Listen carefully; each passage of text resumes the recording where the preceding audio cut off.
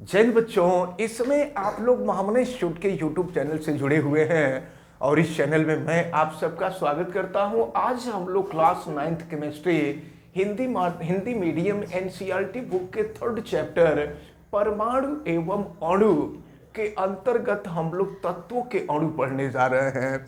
तो अणु के बारे में हमने पढ़ा था कि किसी भी तत्व का वह सूक्ष्मतम कण जो स्वतंत्र अवस्था में रहता है परंतु रासायनिक अभिक्रिया में भाग नहीं लेता, अणु कहलाता है।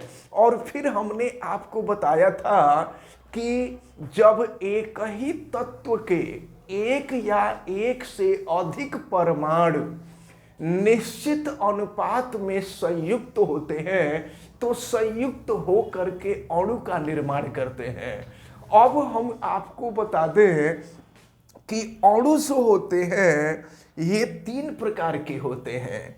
एक अणु होता है एक परमाणुक अणु, एक परमाणुक अणु होता है। और दूसरा जो होता है ये होता है द्विपरमाणुक अणु। और तीसरा जो होता है ये बहुपरमाणुक अणु होता है। तो अब इनके बारे में हम लोगों को पढ़ना है और इनका उदाहरण भी देखना है। देखें, एक परमाणुक अणु किसे कहते हैं?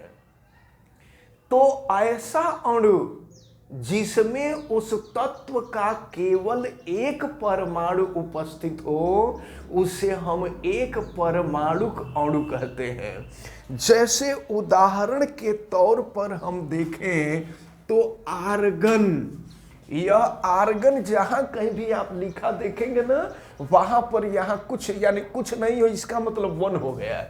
यहाँ आर्गन है, आर्गन के साथ 1 होगा क्योंकि यह एक परमाणुक तत्व है। इसी तरह से हीलियम है He, अगर आप कहीं भी He2 नहीं देखेंगे, Ar2 नहीं देखेंगे, जहां कहीं भी आप देखेंगे वहां He देखेंगे और Re देखेंगे क्योंकि ये एक परमाणुक तत्व है। इसी तरह से अगर हम द्विपरमाणुक की बात करें तो द्विपरमाणुक में समझ लीजिए वे अणु जिसमें उसी तत्व के 2 परमाणु उपस्थित होते हैं उन्हें हम द्विपरमाणुक अणु कहते हैं। जैसे उदाहरण के तौर पर हम देखें तो ऑक्सीजन, यहाँ O2 रहेगा, इसमें ऑक्सीजन के 2 परमाणु हैं। यहाँ पर हीलियम का 1 परमाणु, यहाँ पर आर्गन का 1 परमाणु। तो यह एक परमाणुक है और ये द्विपरमाणुक है। इसी तरह से अगर आप हाइड्रोजन को देखें तो कहीं भी आप देखेंगे ना तो हाइड्रोजन H2 लिखा होगा, Ht के रूप में लिखा होगा, ये द्विपरमाणुक है। इसी तरह से अगर हम नाइट्रोजन को देखें तो नाइट्रोजन भी द्विपरमाणुक है। क्लोरीन को देखें तो ये भी द्विपरमाणुक है। तो ये जो है द्विपरमाणुक है, इसमें 2 परमाणु होते हैं। इसी तरह से अगर एक परमाणुक अन्य तत्व भी हम देखें तो इसी में सोडियम होता है। सोडियम भी एक परमाणुक होता है। कहीं भी सोडियम लिखा होगा तो आप Na2 लिखा हुआ नहीं देखेंगे, आप जो है Na लिखा हुआ देखेंगे। तो यह एक परमाणुक होता है। इसी तरह से आयरन होता है, आयरन भी एक परमाणुक होता है, Fe आयरन है। और फिर अगर हम देखें तो एल्यूमिनियम भी एक परमाणुक होता है। और फिर कॉपर जो है यह भी एक परमाणुक होता है। तो यहाँ से यहाँ तक ये जितने भी तत्व आप देख रहे हैं, ये जितने भी अणु देख रहे हैं, यह एक परमाणु है, यानी इनके अणु में केवल उस तत्व का एक परमाणु है। और यहाँ से यहाँ तक आप देख रहे हैं यह द्विपरमाणुक है।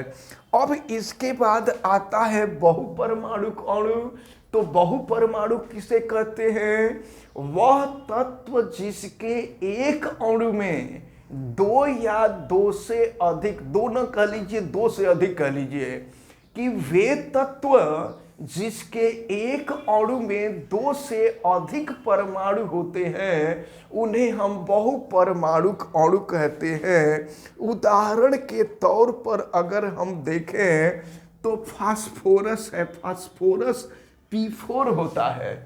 फास्फोरस कहीं P केवल नहीं लिखा गया होता है, ये P4 होता है। इसकी जो संयोजकता होती है वो 4 होती है, या दूसरे शब्दों में कह लीजिए कि फास्फोरस के एक अणु में फास्फोरस के 4 परमाणु हुआ करते हैं। इसी तरह से कुछ अन्य उदाहरण देखें तो ये सल्फर है, ये S6 हुआ करता है। तो ये जो आप देख रहे हैं ये बहुपरमाणुक हैं। तो इस प्रकार इनको आपको अच्छी तरह से ध्यान रखना होगा। अब इसके बाद आता है यौगिकों के अणु।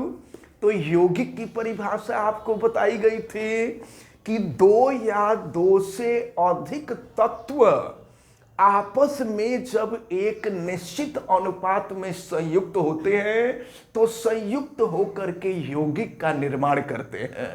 अब जैसे मान लीजिए अगर हम, ये तो तत्वों के अणु थे, अगर हम यौगिकों के अणु देखना चाहें तो देखिए ये मॉलिक्यूल्स ऑफ कंपाउंड्स हैं, मॉलिक्यूल्स ऑफ कंपाउंड्स, यौगिकों के अणु। अब यौगिकों के अणु में अगर आप देखना चाहें तो ये जल है, जल H2O, यह जल का एक अणु है। अब इसमें जानते हैं हाइड्रोजन के 2 परमाणु हैं और ऑक्सीजन का 1 परमाणु है। जहाँ कुछ नहीं होता है वहाँ 1 होता है। इसी तरह से अगर हम देखें तो ये कार्बन डाइऑक्साइड है। कार्बन डाइऑक्साइड ये यौगिक का अणु है, जल यौगिक है, कार्बन डाइऑक्साइड यौगिक है। जब किसी अणु में एक से अधिक तत्व मौजूद होते हैं तो उसको यौगिक कहते हैं। जब केवल एक ही तत्व रहेगा तो उसको अणु कहेंगे, और अगर एक से अधिक तत्व रहेंगे तो उनको हम यौगिक कहते हैं। तो ये यौगिक का अणु ये कार्बन डाइऑक्साइड हो गया। अब इसी तरह से नाइट्रस ऑक्साइड भी हम देखें तो ये N2O होता है। इसमें नाइट्रोजन के 2 परमाणु होते हैं, ऑक्सीजन का 1 परमाणु होता है। सल्फ्यूरिक अम्ल होता है H2SO4। ये पूछा जाता है हमेशा, आप अच्छी तरह से याद रख के रहिएगा।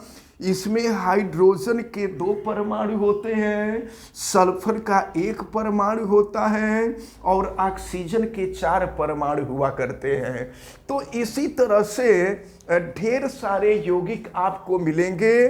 अब इसके बाद हम आपको बताएंगे आयन के बारे में कि आयन किसे कहते हैं, आयन क्या होता है, इसको आप ध्यान पूर्वक देखें। आयन तो जानते हैं, जब आगे आप लोग पढ़ेंगे तो बहुत डिटेल में आपको बताया जाएगा कि किसी भी तत्व के परमाणु के पहली कक्षा में 2 इलेक्ट्रॉन होते हैं, दूसरी कक्षा में 8 इलेक्ट्रॉन होते हैं। इसी तरह से तीसरी, चौथी और 5वीं कक्षा में इलेक्ट्रॉन होते हैं। तो अब जो है आगे चल करके आपको बताया जाएगा। तो सुनिए, सबसे बाहर वाली कक्षा में से अगर 1 इलेक्ट्रॉन निकल जाता है तो उसके ऊपर 1 धन आवेश आ जाता है। जैसे मान लीजिए ये सोडियम है, तो सोडियम के ऊपर आप देखते हैं हमेशा 1 धन आवेश होता है। तो 1 धन आवेश का मतलब ये हुआ कि सोडियम के परमाणु से एक इलेक्ट्रॉन निकला है, तो जो देता है वो धनी होता है, इसलिए इसके ऊपर धन आयन होता है, धन आवेश होता है। और वह आयन जिस पर धन आवेश होता है उसको हम धनायन कहते हैं। धनायन को अंग्रेजी में हम कैटायन कहते हैं। ये कैटायन धनायन है। इसी तरह से अगर देखें क्लोरीन है, क्लोरीन के ऊपर एक ऋण आवेश होता है। तो जानते हैं इस पर ऋण आवेश क्यों होता है? क्योंकि यह एक इलेक्ट्रॉन लिया होता है। तो जो लिया होगा वो ऋणी होगा, कर्जदार होगा, इसीलिए उसके ऊपर ऋण आवेश होता है। और इसलिए इसको हम जो है ऋणायन कहा करते हैं। और ऋणायन को इंग्लिश में एनायन कहते हैं, एनायन। तो अच्छी तरह से आप याद रखे रहिएगा, धनायन कौन होता है, ऋणायन कौन होता है। धनायन वह होता है जिसके ऊपर धन आवेश होता है, और ऋणायन वह होता है जिसके ऊपर ऋण आवेश होता है। तो अगर मान लीजिए यह एक इलेक्ट्रॉन दिया है तो इसके ऊपर एक धन आवेश होगा। कोई ऐसा तत्व जो एक से अधिक इलेक्ट्रॉन दिया हुआ है, जैसे मान लीजिए ये कैल्शियम होता है, कैल्शियम एक से अधिक इलेक्ट्रॉन, 2 इलेक्ट्रॉन दिया होता है, तो कैल्शियम के ऊपर 2 ठे धन आवेश आ जाता है। इसी तरह से ये आयरन है, आयरन कभी दो इलेक्ट्रॉन निकालता है, कभी 3 इलेक्ट्रॉन निकालता है। तो अगर 3 इलेक्ट्रॉन निकालेगा तो इसके ऊपर 3 ठे धन आवेश आ जाएगा। तो इसी तरह से ये आप अच्छी तरह से याद रखे रहेंगे। और अगर सल्फर हम देखें तो सल्फर पर 2 ठे ऋण आवेश होता है। तो बस अब समझ लीजिए, एक धन का मतलब यह एक इलेक्ट्रॉन दिया है, और एक ऋण का मतलब यह एक इलेक्ट्रॉन दिया है। तो जिसके ऊपर धन या ऋण आवेश होगा उसको हम आयन कहते हैं, और जो एक इलेक्ट्रॉन दिया होता है उसको धनायन, या ऐसे कह लीजिए जिसके ऊपर धन आवेश होता है उसे धनायन, और जिस पर ऋण आवेश होता है उसको हम ऋणायन कहा करते हैं। तो इस प्रकार जो है ये आयन कंप्लीट हुआ। यानी आज के वीडियो में हम लोग अणु की परिभाषा देखें, और अणु की परिभाषा के साथ साथ हम लोग तत्वों के अणु, जिसमें हम लोग एक परमाणुक, द्विपरमाणुक, बहुपरमाणुक अणुओं को देखें। इसके बाद यौगिक का अणु देखा गया, फिर आपको आयन बताया गया, और आयनों में आपको धन आयन और ऋण आयन के बारे में बताया गया। नेक्स्ट डे जब हम लोग वीडियो देखेंगे तो उसमें देखेंगे कि अगर यौगिक का सूत्र लिखना होगा तो किसी भी यौगिक का सूत्र, यानी किसी भी यौगिक का रासायनिक सूत्र अगर हमको लिखना होगा तो रासायनिक सूत्र कैसे लिखेंगे, और फिर सरल यौगिकों के सूत्र, और फिर इसके बाद जटिल यौगिक जो होंगे, जटिल यौगिकों के सूत्र कैसे लिखे जाएंगे। तो जब हम लोग इन सबका अध्ययन कर लेंगे, आगे हम लोगों को मोल संकल्पना के बारे में भी पढ़ना होगा। जब इतना सब कुछ हम लोग पढ़ लेंगे तब जा करके ये जो 3rd चैप्टर है, 3rd चैप्टर आपका केमिस्ट्री का समाप्त होगा।